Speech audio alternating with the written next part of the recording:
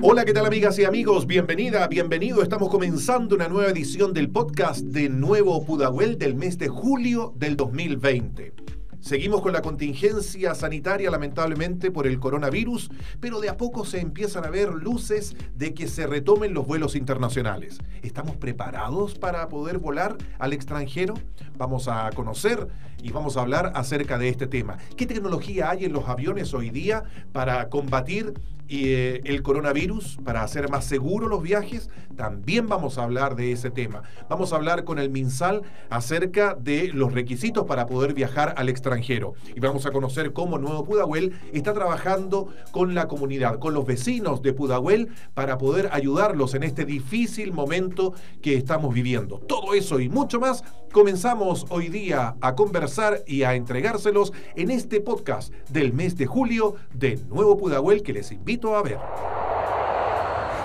De a poco estamos viendo cómo se reactivan los vuelos internacionales. LATAM, por ejemplo, ha indicado que va a reincorporar algunas rutas, por ejemplo, a Estados Unidos y a Europa. Por su parte, Iberia y Air France también van a hacer lo suyo pronto, reintegrando las rutas desde Chile hacia los destinos en Europa. Para conversar acerca de lo que uno tiene que tener claro si va a viajar al extranjero, si va a hacer un viaje internacional, tengo a Fernando Fuenzalida, epidemiólogo del Ministerio de Salud, quien conversa con nosotros en nuestro podcast del mes de julio. ¿Cómo estás, Fernando? Gusto de saludarte. Hola, Jorge. Muy bien. Muchas gracias por poder compartir estos momentos contigo. Cuéntame, ¿en qué lugar te encuentras haciendo esta entrevista? Bueno, estamos en un lugar del aeropuerto, en un espinel nuevo. Eso significa que son construcciones relativamente nuevas. Este lugar le llamamos remoto, ¿Ya? Que es un lugar muy, muy grande que tiene una sala de recepción de pasajeros.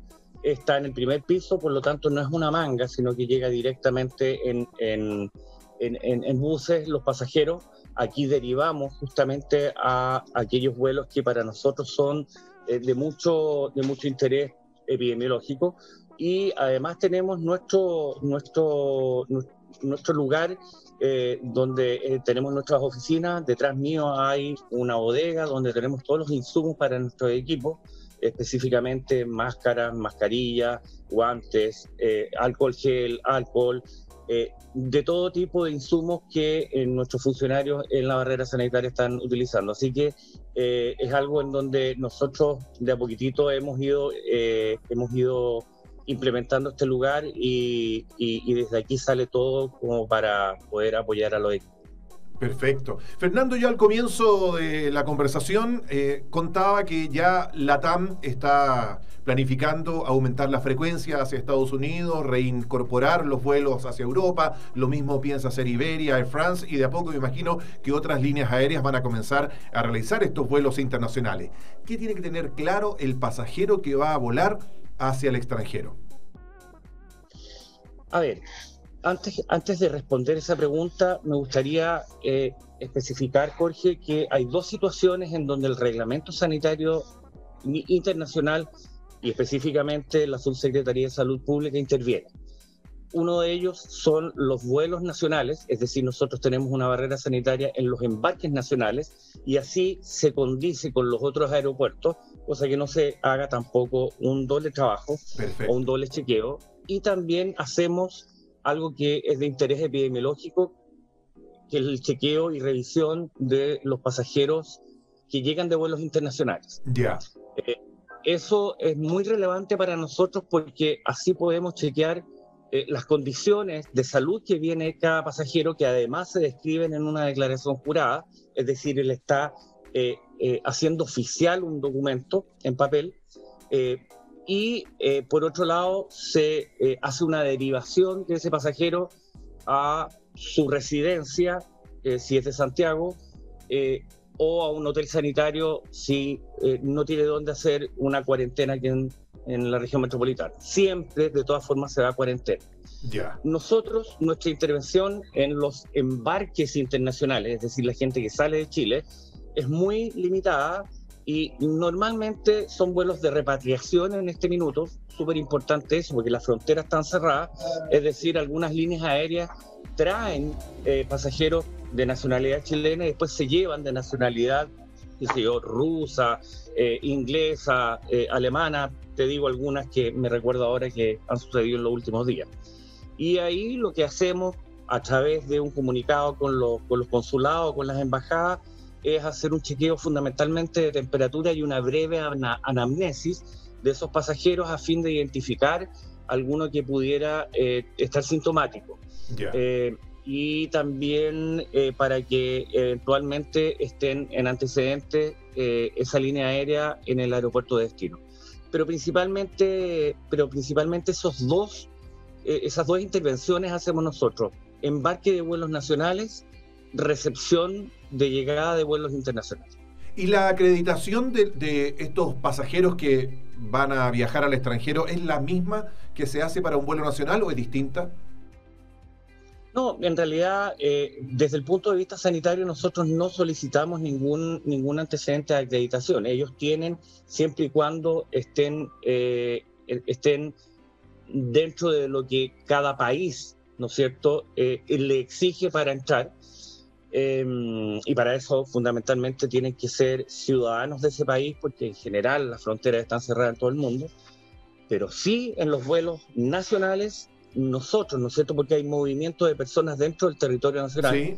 y ponemos mucho cuidado en que esos pasajeros no puedan seguir vuelo cuando hay cierta sintomatología, cuando están dentro de una base de datos que manejamos y que está con los casos confirmados, los casos cuarentenados en general, que son contactos, que son pasajeros internacionales, gente que no debería estar afuera de su casa. Perfecto. Pero el punto muy importante es la acreditación de residencia. Fundamentalmente eso.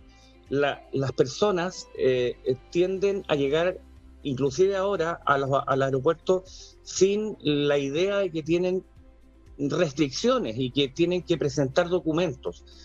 Uno de los principales para continuar viaje es la acreditación de residencia en el lugar de destino. Ya. Eso significa de que esa persona tiene que acreditar que vive, ¿no es cierto? Si, por ejemplo, viaja a Puerto Montt, que tiene residencia en Puerto Montt a través de algún documento, a través de algún certificado oficial.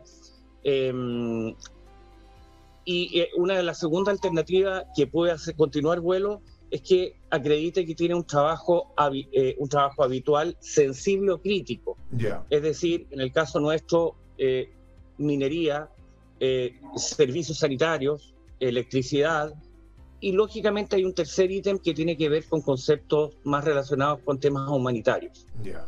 Es decir, personas, ¿no es cierto?, que van a despedirse de sus familiares porque hay un inminente fallecimiento, o personas que tienen una situación donde tienen que ir a buscar a un familiar que es te nombro ejemplos así, sí. Un familiar que es de edad avanzada y que está solo en una región. Esas situaciones muy puntuales nosotros las analizamos en conjunto y generalmente si no tienen, ¿no es cierto?, sintomatología y no están en las bases, les permitimos seguir vuelo. ¿Y estas acreditaciones dónde se consiguen? Porque acaba de decir que es importante antes de llegar al aeropuerto tener esas acreditaciones. Claro. En general, nosotros nos apoyamos bastante en la PDI para acreditar estas residencias. Ya. Y también con algunas páginas como el CERVEL. Algunas veces, Jorge, basta con que esa persona muestre, ¿no es cierto?, un documento, un pago de boleta de servicio, que está su nombre en el lugar de destino. Perfecto.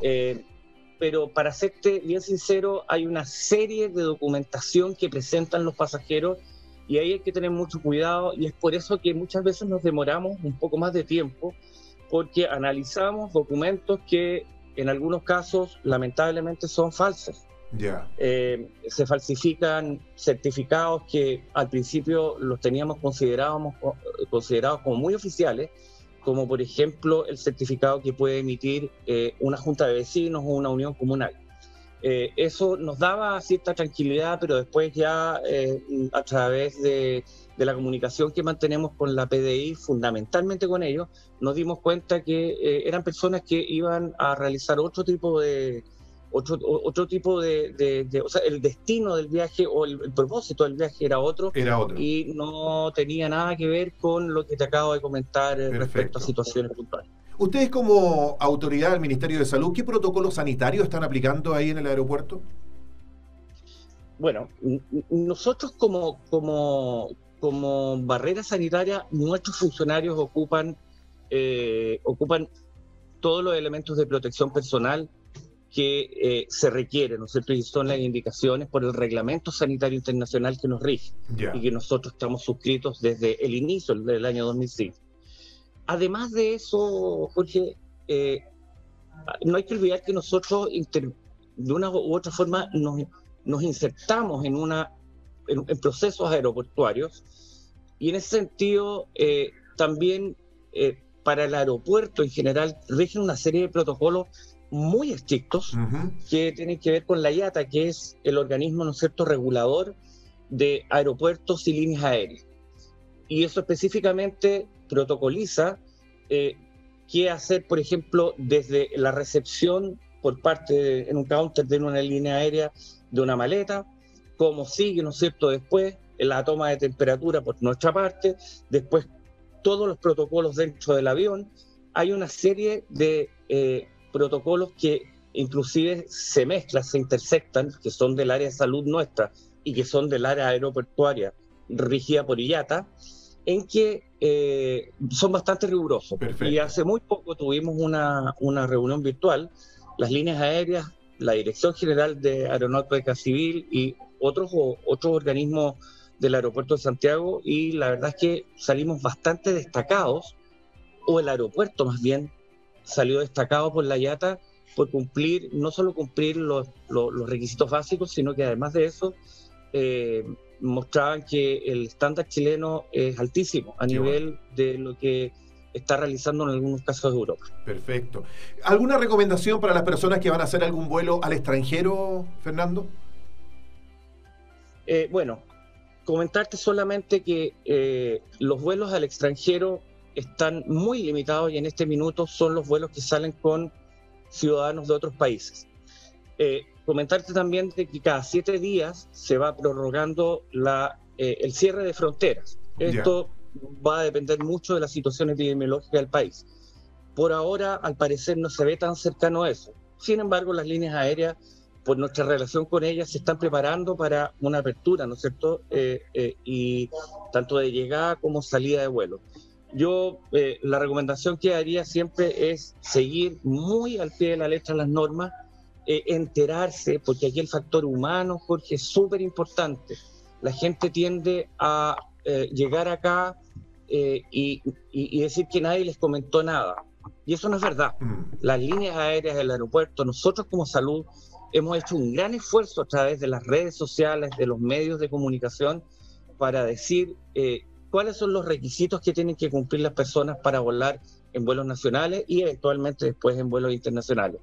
Entonces, enterarse de cuáles son las restricciones y, lógicamente, siempre ser muy riguroso en la utilización de elementos de protección personal, principalmente mascarillas, el uso de alcohol gel y específicamente el lavado de manos muy, muy, muy frecuente, antes inclusive que el uso de guantes. Así que yo creo que esas recomendaciones, que son estandarizadas en todos los países, pueden hacer a una persona volar bastante seguro en vuelos nacionales hoy y un poco más adelante en vuelos internacionales. Se me viene a la mente, Fernando, a propósito de que cada uno está en sus casas y muchas personas están solas haciendo estas cuarentenas y tienen su mascota que ya pasa a ser parte de la familia. ¿Se permite viajar en estos vuelos, entendiendo todas las restricciones que hay en estos vuelos nacionales, con una mascota? Por ejemplo, si alguien dice, yo vivo en Puerto Montt, me estoy trasladando a mi casa, ¿voy con mi mascota? No hay ningún problema. Ya. O sea, en general, y si la pregunta va orientada más a lo que pueda, al peso que te pudieran tener las mascotas en el contagio, la transmisión de la enfermedad, hay como algunos antecedentes solamente en donde se han encontrado, ¿no es cierto?, o se ha encontrado el virus en algunas mascotas, pero no hay ningún reporte oficial y nuevo que pueda asociar que algún animal fundamentalmente mascotas, puedan contagiar al ser humano. Perfecto. No se trata de eso. Por lo tanto, en vuelos nacionales sí, no hay ningún problema, la gente viaja con sus mascotas, Claro, lógicamente. porque ya son parte de la familia para muchas personas. Sí, por supuesto. Y eso es como se ha hecho habitualmente, con las características, ¿no es cierto?, en un receptáculo dispuesto para eso, y lógicamente se registra todo, pero no hay ningún problema, Jorge, en que mascotas puedan viajar con sus dueños. Fernando, quiero agradecerte que hayas conversado con nosotros en este podcast del mes de julio de Nuevo Pudahuel, y lo único que le deseo a todo el mundo, cuídate para que ojalá pronto también todos salgamos de esto bien. Bueno, te agradezco muchísimo, Jorge, porque además esta es una ventana que nos sirve a nosotros para poder hacer hincapié en algunas cosas que muchas veces la ciudadanía le cuesta un poco entender, y sin duda que estas ventanas para nosotros son extraordinariamente buenas, y nuevamente te agradezco la oportunidad. No, muchas gracias a ti. Muchas gracias, que estés muy bien.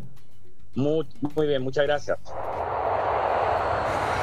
Mientras la contingencia del COVID-19 continúe, es importante que toda la comunidad aeroportuaria trabaje en conjunto para cumplir con las estrictas normas de seguridad sanitaria que se están implementando no solamente en Chile, sino que en todo el mundo. Y es por eso que queremos conversar con Gabriela Peralta, Country Manager de IATA Chile, quien nos va a contar acerca de lo que uno como pasajero tiene que preocuparse en cuanto a la seguridad sanitaria, de lo que significa hoy día viajar en medio de la pandemia, y también más de algún mito a lo mejor que puede estar sucediendo en este momento. ¿Cómo estás, Gabriela? Gusto de saludarte. Muchas gracias por estar con nosotros en nuestro podcast del mes de julio.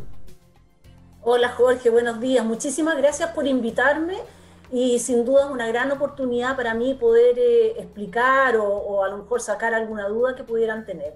Gracias. Claro, la primera pregunta es obvia. La industria aeroportuaria se ha visto muy golpeada con esto del coronavirus, y queríamos saber cómo se están preparando las aerolíneas para volver dentro de lo posible a la normalidad. Mira, como tú dices, la verdad es que fuimos la primera industria en ser impactada. O sea, cuando nosotros aquí en Chile todavía estábamos viendo lo que estaba recién pasando en Europa, aquí nosotros como industria ya sabíamos que la industria aérea iba a ser pero muy impactada y muy rápido.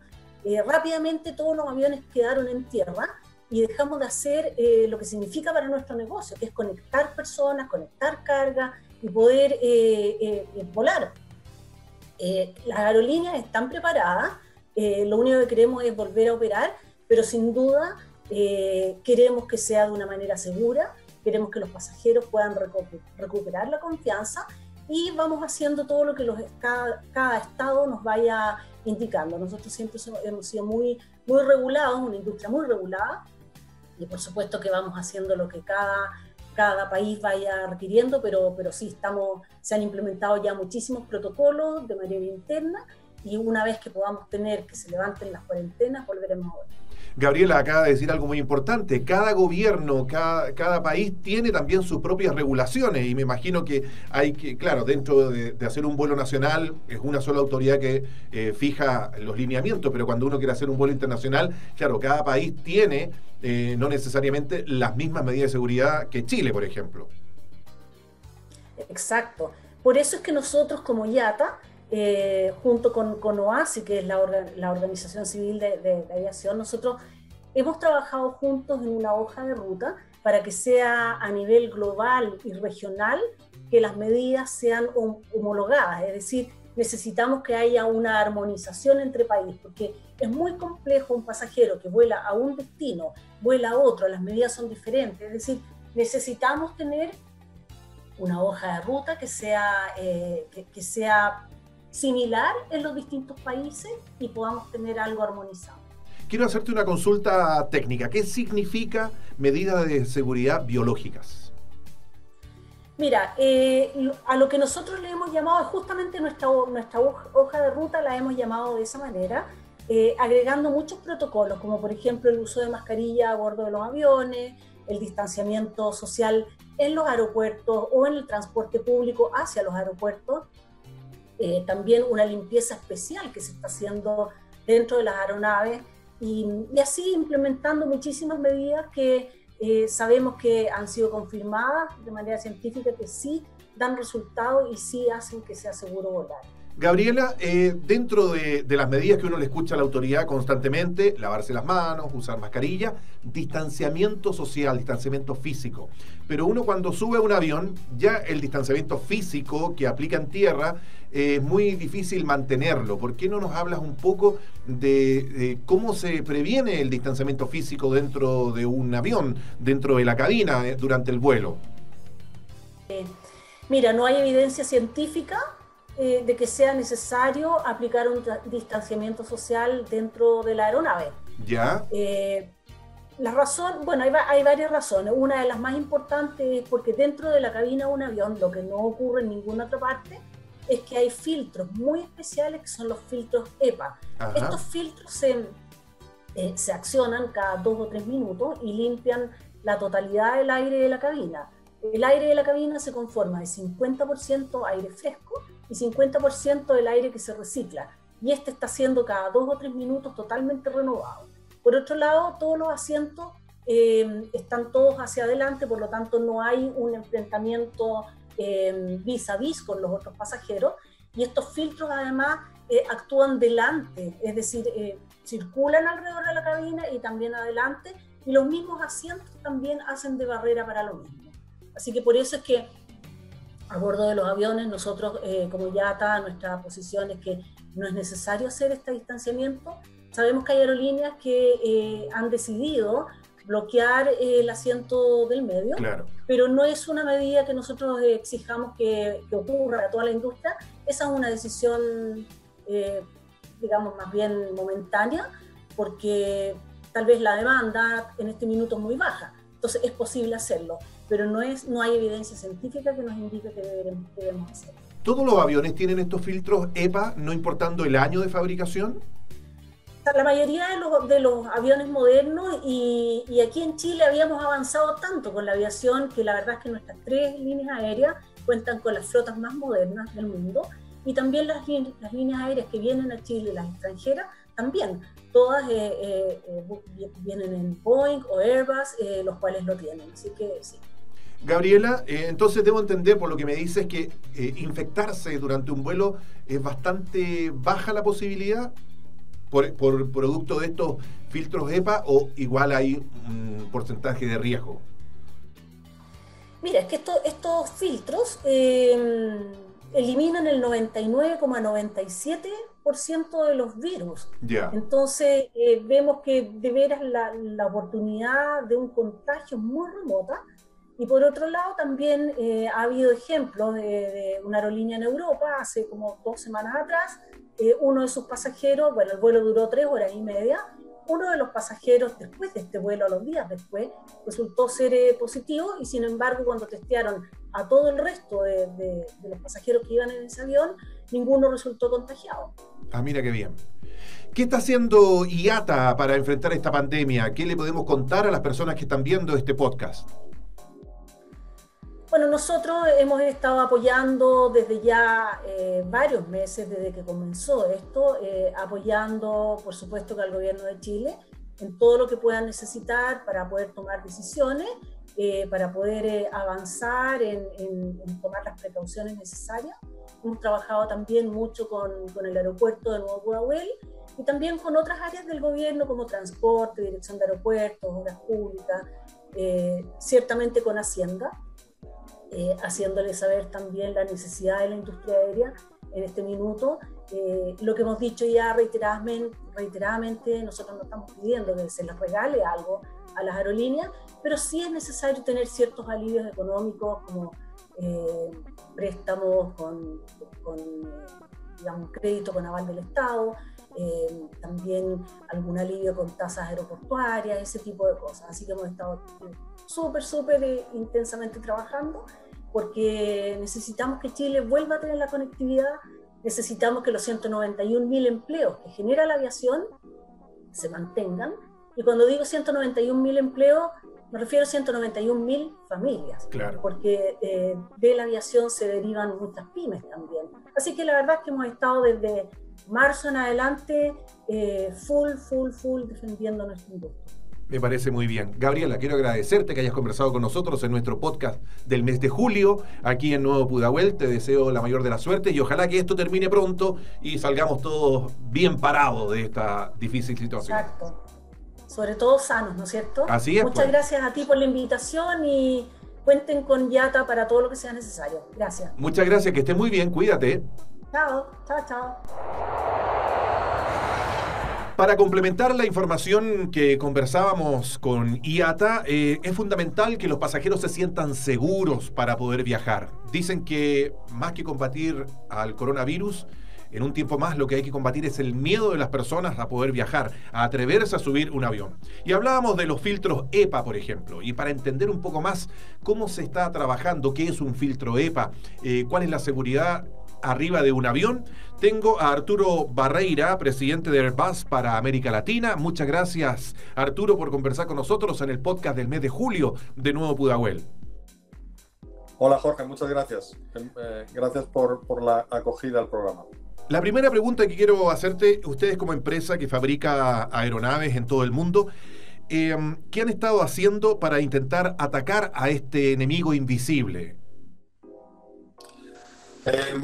Gracias, Jorge. Mira, hoy en día estamos en una situación en la industria de la aviación donde tenemos una crisis sin precedentes y además una crisis global que está afectando a toda la cadena de valor de esta industria, ¿no?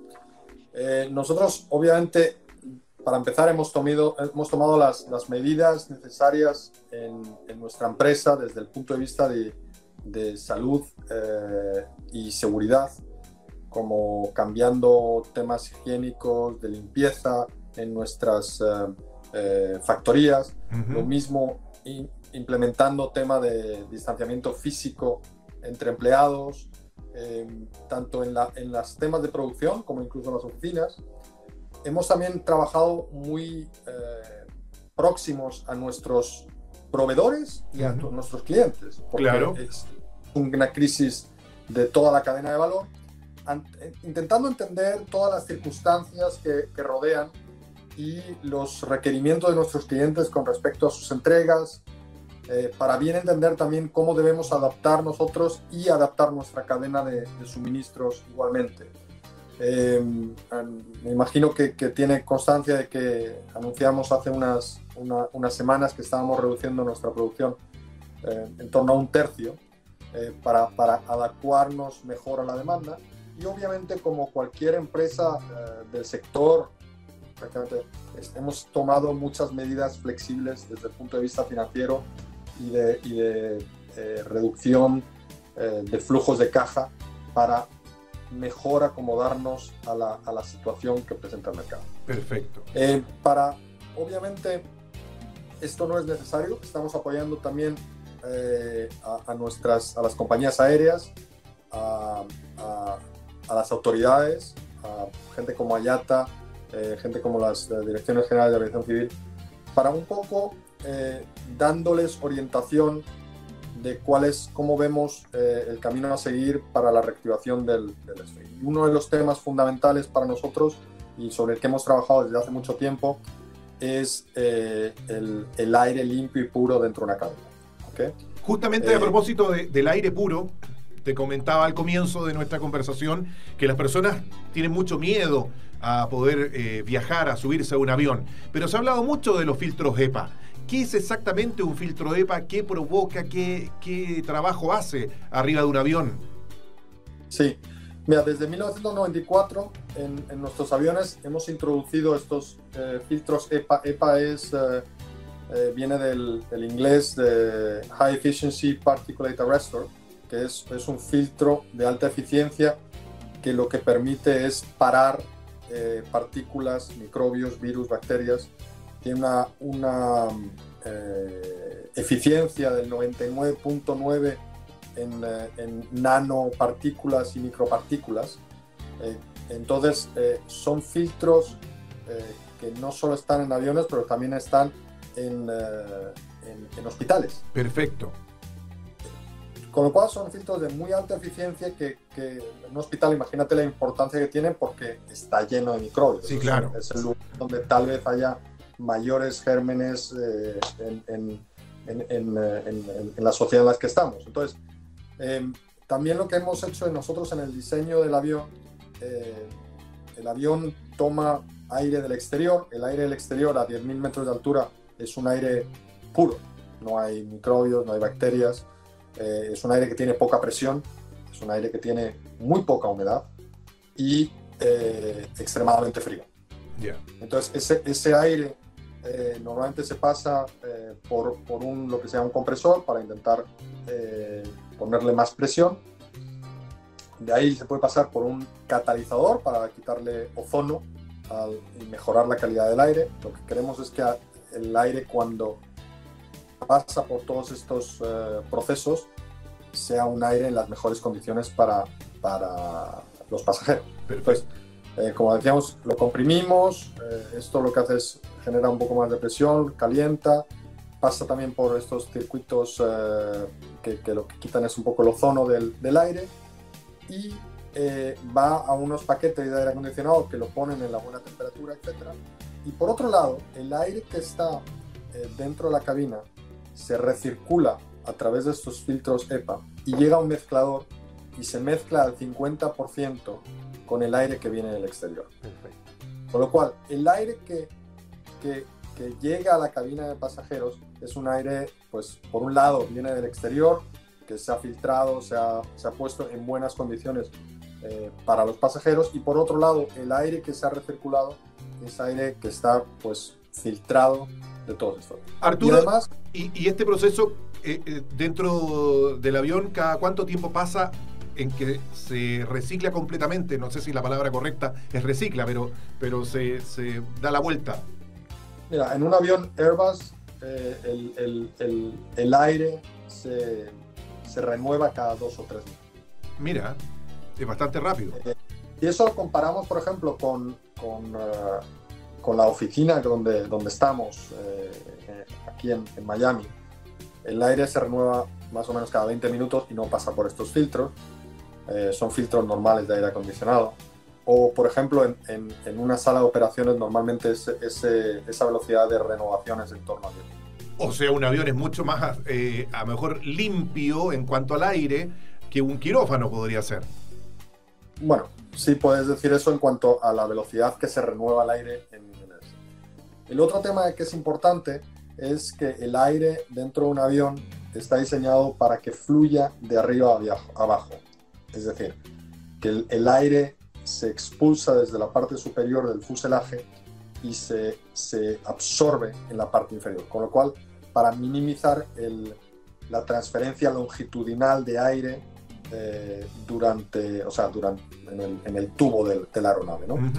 Otro tema, por ejemplo, importante es que toda la parte del aire que se extrae desde las cocinas, de los baños y la bodega de carga, ese aire no se vuelve a filtrar, sino se echa al exterior. Ya. Yeah. ¿Okay? Que da un poquito más de seguridad, o es un aire un poquito, digamos, pues que puede ser un poquito más viciado, ¿no? Me comentaba que desde el año 94 están estos filtros EPA en los Airbus. Correcto. ¿Y qué? Desde el año 94 tenemos todos nuestros aviones empezaron a tener estos filtros. Y son filtros que, bueno, siguen su proceso de mantenimiento, claro, de cambios en número de horas, etcétera, etcétera. No, la consulta era, aviones Airbus años anteriores, ¿se les puede incorporar estos filtros? ¿Es posible hacerlo? La verdad es que aviones de antes del 94 Airbus en América Latina hay muy pocos. Ya. La mayoría de los que tenemos ahora mismo están en servicio de carga. Ah, perfecto. Entonces, ese tipo de aviones necesitan menos, tal vez, necesidad de tener este tipo de filtros, ¿no? Perfecto. Fundamentalmente son los aviones de la familia A300 y A310 los que no lo tienen. Que hoy en día, como le digo, los A300 que están en operación todavía en la región son todos cargueros. Ah, perfecto. Arturo, pero ustedes como Airbus están en todo el mundo con muchísimas líneas aéreas volando. ¿Qué experiencia están y qué feedback están recibiendo en cuanto a la seguridad de los pasajeros, con todo lo que me estás contando en cuanto a las posibilidades de infección durante un vuelo? ¿Es alta, media? ¿Qué porcentaje dirías que de posibilidades tiene una persona que viaje en un Airbus de contagiarse con toda esta tecnología que está arriba funcionando? Obviamente lo del aire, los filtros, está muy bien, pero es solo una de las partes digamos, de todo el trayecto del pasajero. Entonces, que va desde que llega al aeropuerto hasta que desembarca y recoge la maleta y sale. Entonces, nosotros como fabricante del avión tenemos la responsabilidad de intentar poner todos los medios para intentar generar la confianza máxima sobre ese proceso, ¿okay? Claro. Luego estamos trabajando en otras cosas a futuro, sobre algunos materiales que pueden ayudar a ser más limpios, menos, digamos, que absorban menos microbios, gérmenes. virus, etc. O sea, sin lugar a duda, va a haber un antes y un después de este COVID-19 para la fabricación de aviones. Todas las crisis nos permiten aprender y nos permiten sacar conclusiones para mejorar nuestros productos, nuestros procesos, los procesos de las aerolíneas, etc. Y bueno, pues yo creo que es una responsabilidad de toda la cadena de valor de la industria aérea intentar aprender de lo que estamos viviendo hoy en día para tener la mayor confianza en nuestros clientes y pasajeros. Y le digo una cosa, nosotros como industria aérea, yo creo que somos una de las industrias donde tenemos el tema de la seguridad más a flor de piel. La seguridad de nuestros aviones, la seguridad de todo el tema aéreo es la prioridad número uno, no solo nuestra, sino de nuestros competidores, de nuestros proveedores y de las aerolíneas. Arturo, yo quiero agradecerte que hayas conversado con nosotros en nuestro podcast del mes de julio aquí en Nuevo Pudahuel. Espero que sigamos disfrutando de volar, porque además era una experiencia tan bonita que lamentablemente con este coronavirus se nos ha ido, pero esperamos que muy pronto llegue y vuelva para que todo el mundo pueda ir disfrutando de vacaciones, de poder trasladarse a estar con familiares que a lo mejor hoy día están a la distancia y no lo pueden hacer. Muchísimas gracias, Jorge. Yo estoy completamente convencido que el transporte aéreo es necesario. Uh-huh. En muchos países no hay otro tipo de transporte que pueda generar el mismo valor por distancias, por orografía y por tema de rapidez que genera el transporte aéreo y es necesario y va a ser necesario en el futuro. De todas maneras. Gracias, Arturo, por esta conversación. Muchísimas gracias, Jorge. Un abrazo. Que esté muy bien. Chao.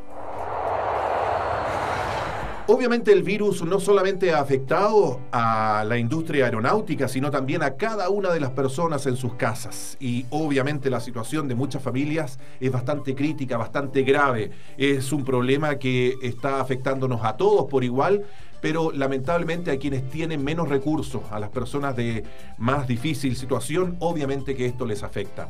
A nuestros vecinos de la Municipalidad de Pudahuel, obviamente que también esto les ha afectado muchísimo, y es por eso que queremos conversar con su alcalde, don Johnny Carrasco, para que nos cuente cómo está enfrentando esta difícil situación. Señor alcalde, ¿cómo está? Gusto de saludarlo. Muchas gracias por acompañarnos este podcast del mes de julio aquí en Nuevo Pudahuel. Hola, muy buenos días, Jorge, y encantado de poder ser partícipe de esta tarea también de ustedes, así que a su servicio. La primera pregunta es ¿cómo está enfrentando la municipalidad este difícil momento desde el punto de vista de la autoridad, pero enfocado obviamente con cada uno de los vecinos? Ya, mira, indudablemente que la forma de enfrentarlo es heterogéneo y apuntando a la diversidad de realidades que tiene una población de 250.000 habitantes, en donde tenemos 75.759 registros sociales de hogares, por una población, yo dije, de 250.000. 75.759 son registros social de hogar, pero los roles de vivienda son 60.000. Entonces, esto es súper interesante también porque quiere decir que al interior de un hogar pueden vivir 2 o 3 familias. Claro. Por eso es la cifra. Y en total, del registro social de hogar, que todos los días va subiendo. ¿no? Y estamos atendiendo aproximadamente a 184.000 personas. Ahora, ¿de qué forma lo atendemos? Yo diría que estamos en tres variables que es digna considerar: el aporte de privados, ¿Ya? los municipales y los aportes también de esta caja social de alimentos que el gobierno determinó para todos. Esto también nos configura alguna cierta dificultad, entre comillas dificultad, porque como el gobierno entrega por barrio a todos, después cuando nosotros entregamos a esa misma gente que está en el registro social de hogar, le vuelve a llegar una caja. Por eso nosotros los alcaldes señalábamos que las cajas no fueran entregadas tan a la bandada, sino que fuéramos más coordinados. Claro, focalizando quienes más necesitan. Entonces tenemos la del gobierno, las municipales y la de privado. Y dentro de la de privado es bien interesante el rol que ha tenido Nuevo Pudahuel, que al igual que otros privados, hemos estado estimulando de que el aporte de ellos lo hagan directamente. Ya. Porque también tenemos otras dificultades, el bodegaje, dónde guardar esto. Y también ciertos peligros que también debemos ir trabajando, y que si tenemos en un puro lugar una cantidad de alimentos, es muy probable que también podamos sufrir un saqueo. Claro. Y son riesgos. Ahora, son situaciones reales. Señor alcalde, una consulta ahora. Si nos enfocamos en el problema del empleo, me imagino que la situación es bastante crítica en su comuna, ¿no? Muy crítica. Y esto que estamos hablando ahora, que es crítico, va a ser mucho más crítico en los meses que vienen. Y realmente ahí, no sé, como municipio tenemos muy pocas herramientas para poder ayudar en eso, de generar más empleo. Creo que aquí indudablemente hay que apuntar a aplanar la curva, como se dice, y recuperar nuestra economía en el más breve plazo. No hay otra solución. También pasa con todo lo que vemos a cada rato en televisión, ¿no? De que la gente es porfiada, pero hay un tema no menor. O sea, si se determinan las cuarentenas, que todos los alcaldes las pedíamos y yo creo y creemos mucho de que llegó tarde, esto tiene que ir acompañado de que la gente, si queremos que se quede en la casa, de que tenga a lo menos que comer. Entonces, cuando hablamos de los allegados, que en departamentos de 50 metros cuadrados viven 2 o 3 familias, esto ha venido a demostrar que lo que se hablaba con el llamado estallido social de las grandes desigualdades, la pandemia nada más que ha hecho es mostrarla en su real dimensión. La gente que vive de la luquita diaria. Y si está contagiado, va a contagiar a todo su núcleo que está viviendo. Nosotros ahí hemos pedido tener una residencia sanitaria, pero también se dan factores humanos, Jorge. Hay gente que te dice, mire, si estoy contagiado, prefiero morir en mi casa y no lejos de ahí. Entonces hay otros factores que es difícil dimensionar. El factor humano, en el fondo. El factor humano, sí, afectivo, y este eslogan que uno escucha a veces, entre morir de COVID o morir de hambre, prefiero morir de COVID, es dramático. Sí, es dramático. Y suena tragicómico incluso de repente. Ahora, la entrega que ha hecho el mundo privado es de una dimensión incalculable en términos de ir solucionando problemas. Claro. De hambre. El tema está que si esto no se va parando y pasan los meses, puede llegar un momento dado que no solamente la comuna de Pudahuel, sino muchas comunas más no van a ser capaces de sustentar esto. Hay municipios que se están endeudando muchísimo para poder atender a la comunidad. Nosotros felizmente teníamos nuestras finanzas saneadas. Perfecto. Y no tenemos deudas todavía. Ah, qué bueno. Eso nos permitió refocalizar. Es decir, la empresa privada, aparte de Nuevo Pudahuel, por ejemplo, la Hyundai, nos pasó 8 vehículos para sanitizar.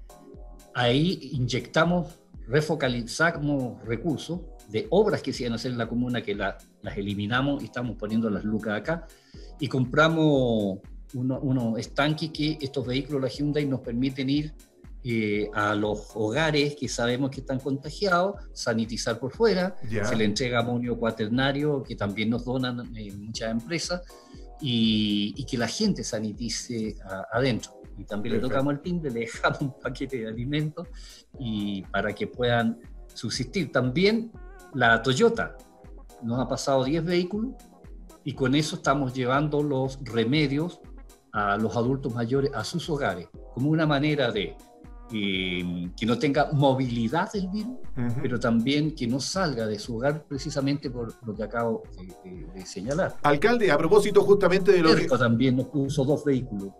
A propósito de lo que usted destaca, alcalde, en cuanto a la ayuda de la empresa privada Nuevo Pudahuel y en conjunto con CJB y la municipalidad ha estado haciendo un trabajo también bastante positivo en cuanto a ayudar a la comunidad. ¿Por qué no nos cuenta de ese trabajo conjunto de Nuevo Pudahuel y CJB? Mira, ahí yo primero que nada las gracias a Javier, que ha sido una persona de mucha llegada, ¿no? Y de vinculación y cálido, así, de apenas nos conocimos, nos empezamos a tratar de tú. Son cosas que nacen de piel, pero que facilitan mucho las cosas. Yo creo que él ha tenido un valor, una virtud, que es la solidaridad y hacerse fraterno con el dolor ajeno. Entonces, la primera, yo lo acompañé, fue en el Cambucho. ¿Ya? Una zona campesina, digamos, ¿no? Y de heterogéneo también su composición. Hay gente que ha hecho su casita más o menos bien, pero hay un nivel de pobreza, incluso de extranjeros que viven en condiciones infrahumanas. Y fuimos ahí, fue un sábado, yo acompañé a todo el equipo también de trabajadores que acompañó a Javier, que le doy también las gracias, y entregamos 350 cajas de alimentos. Perfecto. Posteriormente en la Villa Couso, ¿no? Que es un villorrio que diría que está, cuando uno va por la ruta 68, está como 3 kilómetros antes del peaje. ¿Ya? Ahí se entregaron 340 cajas de alimentos. Y hay otro villorrio también rural, muy cerca al aeropuerto, que es el villorrio Campo Alegre, y que se entregaron 350 cajas, más 5.000 mascarillas que también Javier les entregó. Nos regaló. Hoy día para nosotros es sumamente importante la entrega de mascarillas, porque hay, y aprovecho, disculpa que me alargue, ¿sí? Pero antes las mascarillas que nosotros comprábamos costaban 70 pesos, hoy día valen 700 pesos. Sí. Y estamos, ya cuesta encontrar en el mercado, pero también es terriblemente caro, son estos buzos que a través de usted vuelvo a hacer un llamado si alguien nos quiere colaborar en esto, porque tú puedes entender que la gente que va a entregar las cajas tiene que protegerse. Claro. Entonces, este buzo blanco que comúnmente todos estamos viendo en la televisión es extremadamente caro. Y es desechable, además.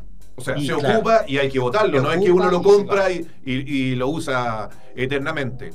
Oiga, alcalde, ¿y qué ha significado, qué siente que significa para las familias esta ayuda que ha estado entregando y que recién nos comentó? Mira, yo cuando la primera partida que hicimos de entrega de caja a toda la gente que estaba ahí, hemos contratado gente, también hemos aprovechado de dar trabajo a algunos, ¿no? Hemos contratado a Pioneta, gente que entrega los paquetes, porque también los funcionarios municipales no dan abasto. No dan abasto, y estamos con 1/3 de nuestros funcionarios, tenemos ya unos 12, 15 contagiados también. Eso genera terror y aparecen las licencias, en fin. Pero cuando uno ve los rostros de alguna gente, es impagable. Y a la gente que yo los despedí ese día, los despedía porque iban a entregar. Y yo le dije, aquí es donde hay que cumplir con esa máxima que siempre decimos, y sobre todo les dije para los que son creyentes: tuve hambre y me diste de comer. Y cuando uno toca el timbre y aparece una abuelita y da las gracias porque hacía 2, 3 días que no tenía nada que echarle a la olla. Entonces es dramática la situación que estamos viviendo. Yo creo que después de esta realidad, Chile va a tener que pensarnos todo en forma distinta. De todas maneras. ¿Y esta ayuda ha sido puntual o se va a ir repitiendo a futuro? Mira, nosotros, en la medida que el privado nos hace aporte, nos permite alargar en 1 o 2 semanas más la entrega de también lo que nosotros vamos comprando, porque te digo que los meses más complicados que estamos intuyendo que va a venir muy complicado va a ser julio y agosto, sobre todo porque ahí anexo otra información que son las giras, las infecciones respiratorias agudas, claro, sobre todo de niños, y las ERA, que son las enfermedades respiratorias agudas, que ataca preferentemente a nuestros adultos y adultas mayores. Entonces, queremos estar preparados por lo menos para estar atendiendo de la mejor manera posible con lo público y privado, que yo valoro. Yo incluso constituí hace años atrás una corporación de desarrollo sustentable, la CODESUB, de donde Javier y Nuevo Pudahuel también es parte.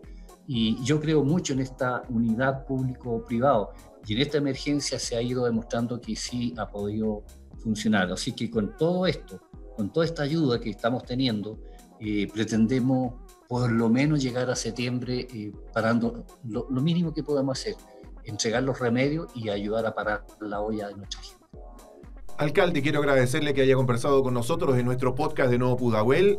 Veo que es muchísimo el trabajo que están realizando y, como usted dice, pensando ya en julio y agosto, se viene también un gran trabajo a futuro.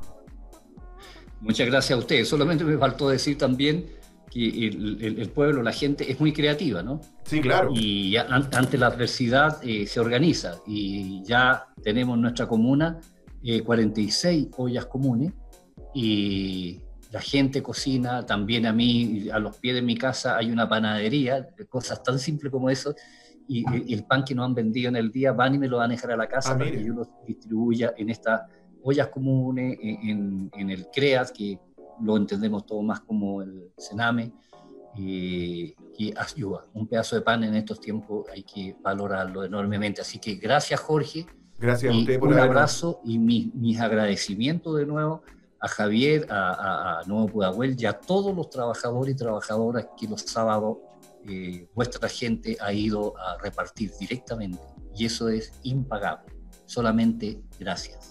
Muchas gracias a usted. Usted es el último invitado, la guinda de la torta, como se dice, para desearle más suerte, para que tenga todas las positivas vibras de todos nosotros. Muchísimas gracias, alcalde, por estar conversando con nosotros en nuestro podcast del mes de julio. Fue un agrado, Jorge. Que esté muy bien. Y nosotros nos comenzamos ya a despedir. Muchas gracias por la compañía. Nos encontraremos ya en el mes de agosto en otro nuevo podcast de Nuevo Pudahuel. Hasta pronto.